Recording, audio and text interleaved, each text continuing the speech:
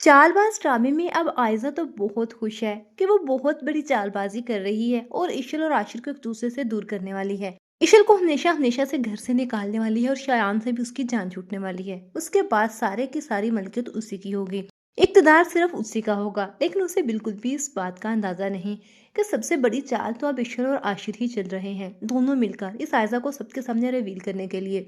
आयजा की हकीकत बाकी सब तो जानते हैं सिवाय असद के, और असद के सामने हकीकत लाने के लिए इशल या आशिर को इतनी मेहनत करने की वैसे जरूरत तो थी नहीं। लेकिन फिर भी वो आयजा की तरह आयजा के हाथ तक गिरकर आयजा को सबके सामने बेनकाब करना चाहते हैं। अब आयजा खुद को ज्यादा देर तक बचा कर नहीं रख सकती। दूसरी तरफ तो अब शायान को इशल ने अपने काबू में कर लिया है और एक तरफ आयजा खुद ही अपने चालाकियों में फंसती चली जा रही है। अब असद के सामने आयजा की हकीकत खुलेगी कि कैसे इसने मेरे घर को बर्बाद करके रख दिया। जिस गुनाह की सजा अनाया काट रही है वो अनाया को नहीं, साइजा को काटनी चाहिए। सब कुछ साइजा की वजह से हुआ। इसी ने जबरदस्ती अनाया की शादी रूहान से करवाई थी, ये सारी हकीकत जानती थी। इशल पर इल्जामात लगवाने वाली भी यही थी।